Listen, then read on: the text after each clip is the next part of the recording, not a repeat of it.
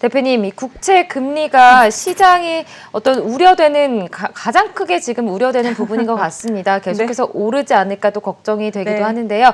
한 주간의 시장의 흐름 어떻게 보셨는지 짚어주시죠. 혹시 SLR이란 이야기 많이 들어보셨죠, 요즘에? 작년에 이렇게 한시적으로 허용 좀 제외됐던 항목들이요, 이제 3월 말로 해가지고 그 지급 준비율에 대한 것에 좀 완화됐던 것들을요, 이제 좀 다시 복원을 한다고 얘기 나오고 있거든요. 3월 말이라고 합니다. 이제 3월 말이면 3월 말에 종료가 되면 요일당 하면은 언제부터 그러면 여기에 대해서 뭔가 조치를 해야 된다면 언제부터 조치를 했어야 되나 생각해 보면 미리미리 대비를 했겠죠. 이제 이게 이제 끝난다. 이 이벤트가 종료가 된다. 그러면 한 달이나 두 달 전부터 이미 이쪽 관계자들은 모두 약간의 그 마음의 준비를 하고 먼저 조치를 했다라는 생각이 들거든요. 근데 작년에 질적 완화, 양적 완화 막 이런 얘기를 많아서 예전에 버냉키 시절에 그리고 또 옐런 의장 시절에는요, 굉장히 양적으로 굉장히 많은 걸 쏟아부었던 시장이었다면 작년에는 코로나 특수 때문에 질적으로도 이게 정말 질적으로도 이 완화를 하겠다고 얘기했거든요. 이게 문제였습니다. 그 종료를 이제 앞두고 몇 개지 이제 종료가 앞두게 있는데 그 중에서 이 지급 준비율 여기에 대한 거 SLR 그 중에서도 이 SLR 품목에 해당됐던 게 뭐냐면요. 국채가 거기 들어가 있었어요. 미국 국채가 그 예외됐던 항목이. 그리고 또 지급 준비금이라는 게 있어요. 이 두 가지가 지금 거의 종료되기 일보 직전이니까 3월 30일이면 그러면 국채를 어떻게 되냐? 매도를 할 수밖에 없는 상황이었던 거예요. 시장은. 그러면 국채를 매도를 한두 달 전부터 매도를 한다. 국채를 매도하면 국채 가격이 내려가겠죠. 국채 가격이 내려간다는 거는 수익률, 그러니까 금리는 올라가는 방향이거든요. 반대 방향이에요. 그러면 여태까지 떨어졌던 가장 큰 이유를 좀 알게 될 거고 또 이 금리가 갑자기 상승하는데 속도감 있게 상승한 게 문제였잖아요. 이 속도가 가중된 거는 이 국채 금리 이거 종료가 되니까. 이 국채에 대해서 이벤트가 되기 때문에 당연히 이런 현상이 나왔을 거다. 근데 그 이벤트가 이제 거의 목전에 앞두고 있지 않습니까? 그렇다면 어저께 제가 미국 시장에서 좀 파월이 왔다 뜨뜻미진하게 좀 행동을 했다라고 했는데요.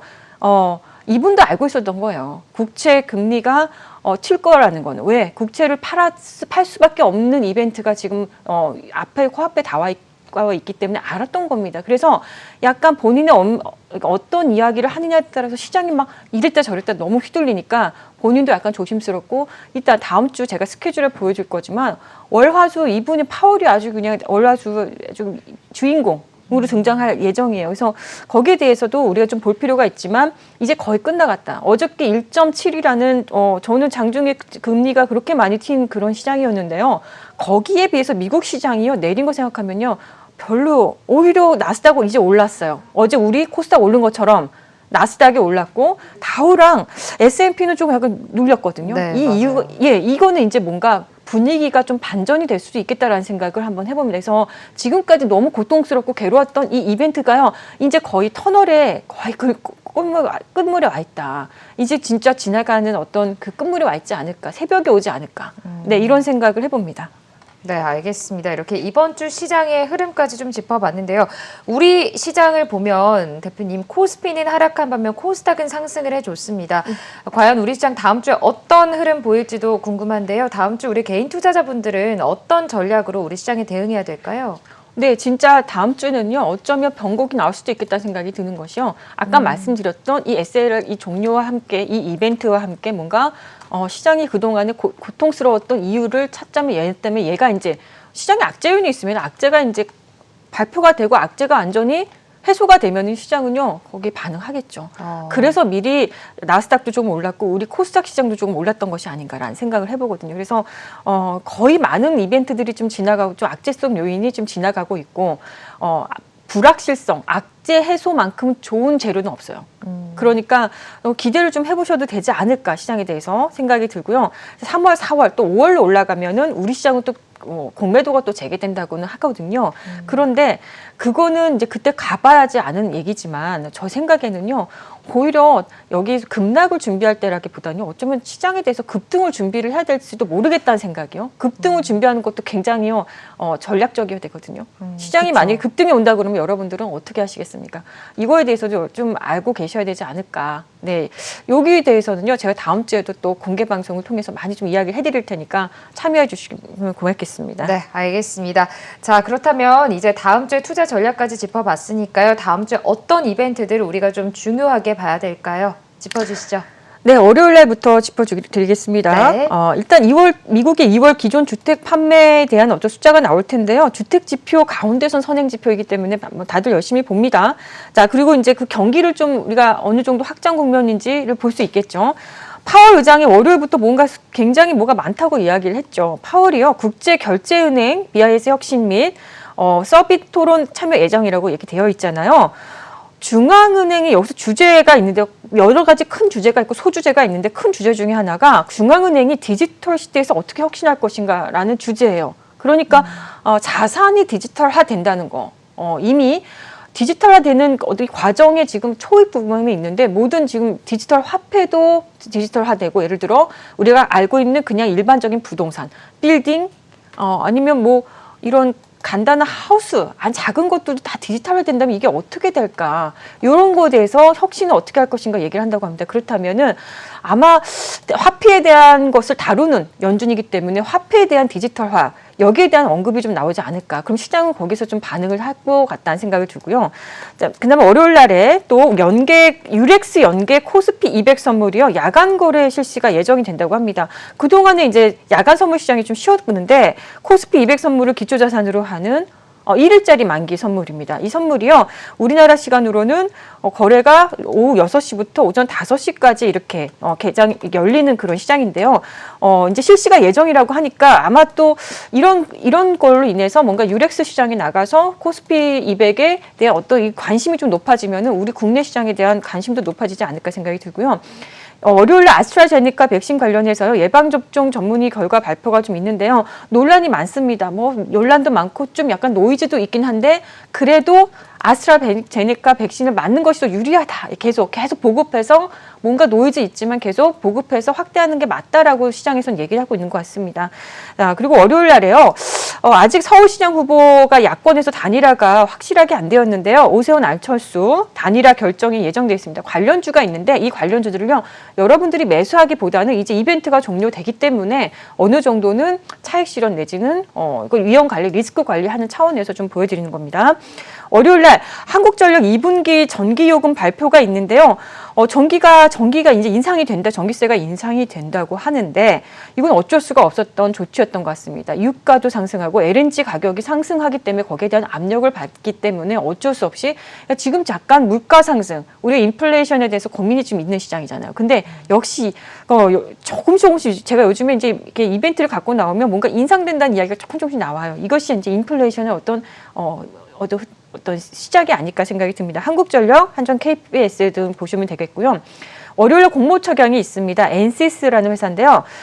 내용은 2차 전지 배터리 생산 공정별 머신 비전 검사 장비 업체 이렇게 돼 있는데요. 머신 비전이라는 거는 기계에 인간이 가지고 있는 시각과 판단 기능을 부여해가지고요, 이거 퀄리티 컨트롤을 하는 거예요. 그래서 이 회사는 딱 보면 2차 전지 배터리 생산인 것 같아서 2차 전지 종목인가라고 하지만 그게 아니라 반도체로 말하자면 후공정 테스트 업체라고 보시면 돼요. 그래서 그쪽 관련한 종목들을 좀 이렇게 찾아보니까 라운피플이나 윈텍이라는 회사 이렇게 좀 있으니까 공모 청약하는 거 한번 주의 깊게 보셨으면 좋겠고요. 신규 상장주가 화요일 날 있습니다. 라이프 시멘틱스인데요. 디지털 헬스 기술 플랫폼 및 디지털 헬스 솔루션인데요. 디지털 뭔가 이제 이쪽 기술 플랫폼 중에 우리나라에서 그나마 백신 여건 좀 나오면서 이런 것들이 디지털화되는 과정 있다고 보시면 되는데, 유헬스케어가 관련주를 제가 이렇게 가지고 나왔는데 최근에 케어랩스라는 회사 관련주들 몇 개 있는데 이런 회사들이 좀 관련주가 되겠다 생각이 듭니다. 라이프 시멘틱스 시장에 상장되는 거 잘 보시고요. 3월 23일 날 화요일 날 문 대통령이 아스트라제네카 백신 공개적으로 접종을 예정이라고 하거든요. 6월 영국에서 G7 정상회의가 열리는데 이 회의를 위해서 먼저 선제 조치인 것 같습니다. 백신을 맞고 참석을 하는 이런 모습을 아마 보여주지 않을까 생각이 들고요. 3월 23일 파월 의장이 월요일 날에 아까 디지털 연준은 이 디지털 시대에 어떻게 혁신할 것인가라는 거 얘기를 한다고 했죠. 3월 23일 화요일 날 파월 의장이요. 하원 금융서비스위원회 증언 예정인데요. 하원에서 금융서비스위원회가 열리는데요. 상원과 있고 하원이 있죠. 근데 코로나19 구제안과 경제안보 관련에 대해서 증언할 예정이라고 하니까 또 한 번의 뭔가 메시지, 뭔가 좀 비둘기적인 파월의 어떤 긍정적인 메시지가 나올 수 있을지, 시장이 좀 우호적인 얘기가 나올지는 좀 주목해 볼 만하다 생각이 듭니다. 3월 23일 화요일 날 애플이 올해 첫 이벤트 개최가 예정되어 있는데요. 지난번에는 삼성전자가 했거든요. 이번에는 이제 애플인데 에어팟 3 세대, 에어태그, 아이패드 프로 등 신제품 공개 예정이라고 합니다. 보통 우리 시장에 이제 애플 관련주라고 하면 딱 꼽는 종목이 LG 이노텍. 그래서 이쪽 관련주 비롯해서 애플 관련주들을 보시면 되겠고요. 3월 23일 날 화요일 날 러시아 외무장관이 우리나라에 방한을 합니다. 한러 외교장관이 회담이 개정이 되어 있는 건데요. 양국 관계와 한반도 문제, 실질 협력, 국제 현안 등을 좀 논의할 거라고 하는데요. 그냥 한번 보시면 될 것 같고요. 3월 23일에는 패션 월드 도쿄 개최가 예정되어 있는데요. 되게 일본 하면 굉장히 패션의 선도 업계에 있는 나라입니다. 일본 최대 패션 무역 전시회라고도 불리는데요. 그래서 그럴까요? 약간 이쪽 관련주, 패션 업계 관련주들이요. 약간 좀 고개를 좀 드는 모습 굉장히 아주 예쁘게 좀 고개 드는 것 같아요. 뭐 LF라든지 신세계 인터내셔널이라든지 FNF, 코엘 패션 이런 회사들을 한번 눈여겨보시면 좋겠습니다. 3월 23일 게임빌 프로젝트 카스고를 출시 예정인데요. 게임빌드 주가가요. 지금 저점에서 살짝 머리를 좀 계속 들고 있는 그런 형상을 좀 보이고 있는 것 같아요. 게임빌 및 모바일 게임 대표주들 보시길 바라겠고 수요일날로 넘어가겠습니다. 공모청약이 있는데요. 제노코 공모청약이 또 제노코라는 회사와 자이언트 스텝 두 개가 있습니다. 제노코라는 회사는요, 위성통신 부품 제조업체라고 되어 있습니다. 지금 뭐 항공우주공학 관련 해가지고는요, 업계에서 워낙에 좀 핫한 테마로 좀 되어 있기도 한데요. 뭐 관련주로는 AP 위성이라든지 세트레가이, 인텔리안테크 여기 얘기는 안 했지, 여기 지금 갖고 오진 않았죠. 비트로테크 등 또 큰 종목들도 뭐 한국항공우주 이런 종목들이 있으니까 한번 보시면 될 것 같고요. 공모청약이 또 있다고 말씀드렸죠. 자이언트 스텝입니다. 인공지능 기반 리얼타임 콘텐츠 솔루션 회사인데요. 그러다 보니까 이쪽은 예를 들어 모바일 영상 콘텐츠 쪽에 어떤 그 광고 이런 미디어 쪽 이런 회사들을 좀 보시면 될 것 같은데 퓨처스트림 네트워크나 EM넷, 인크로스나 아스미디어 여기 해당되니까 한번 보셨으면 좋겠습니다. 월화 수요일까지 등장한다 그랬죠. 파월 의장 상원 이번에는 아까는 하원 이야기였고 이번에 상원 은행주택도시위원회 증언이 예정되어 있으니까요. 뭐 전반적으로 또 실물 경제에 해당하는 이야기들도 한번 어떻게 이야기할지 보겠습니다. 3월 24일 날 수요일 날 AI 그러니까 인공지능 엑스포 코리아가 개최가 예정이 되어 있는데요. 국내 유일 인공지능 전시회입니다. 보시면 뭐 관련주로는 최대 뭐 이쪽 관련해서 지금 사실 굉장히 큰 종목을 고르다 그러면은 이제 네이버가 해당이 되겠고요. 현대퓨처넷, 로보티즈, 알체라 등이 해당되니까 한번 여러분들 보시기 바라겠고요. 3월 24일 NC소프트, 리니지 2M 대만, 일본 서비스 시장 예정입니다. NC소프트도 주가가 최근에 급등 나왔다가 지금 내려앉아서 다시 한번 이렇게 옆으로 좀 횡보하는 구간, 다시 올라갈 수 있는 어떤 이 모멘텀을 좀 만들어 놓은 거는 같거든요. 워낙에 실적이 좋았던 NC소프트입니다. 그래서 한번 다시 한번 이제 눈여겨볼 때다라고 생각이 듭니다.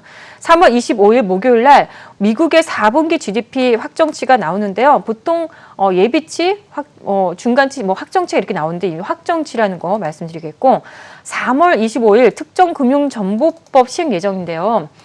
저도 이게 정확하게 어떤 내용인지는 좀 더 세밀하게 좀 지켜봐야 되겠지만 가상화폐, 특히 가상화폐 거래소는 불법 의심 거래 등을 당국에 보고하고 입출과 입출금 관련해가지고 은행 계좌를 확보해서 이것을 어느 정도 수치화해서 데이터해서 어느 정도 이렇게 오픈해야 되는 그런 그 시스템이 들어가지 않을까 생각이 듭니다. 그러면 가상화폐 관련주로서는요, 우리기술투자, 뭐 비덴트 등이 있는데 이런 어떤 특정 금융정보보호법에 의해서 이 종목들은요, 어쩌면 리스크 약간의 휘둘릴 수도 있겠다. 뭐 이렇게 보겠습니다. 3월 25일 목요일 아이유 정규 5집 발표가 예정이 되어 있는데요. 보통 이제 이렇게 빅 아티스트, 아티스트 중에서도 어떤 좀 공신력 있는 아티스트들이 시장에서 뭔가 발매를 하거나 하면은 관련주들 조금씩 들썩입니다. 그래서 엔터 대표 3사들이라든지 뭐 음원, 음반 한번 보시면 될 것 같고요. 3월 25일 네오이즈 PC 신작 댄디 에이스 정식 출시 예정인데요. 네오이즈 홀딩스가 최근에 굉장히 급등이 나왔습니다. 뭐 그래서 그런지 뭐 이런 좀 모멘텀이 좀 신작을 출시 앞두고 주가가 조금씩 움직였다는 거는 이 모멘텀에 대해서 좀 어느 정도 선반영돼서 가고 있다라고 보시면 될 것 같습니다.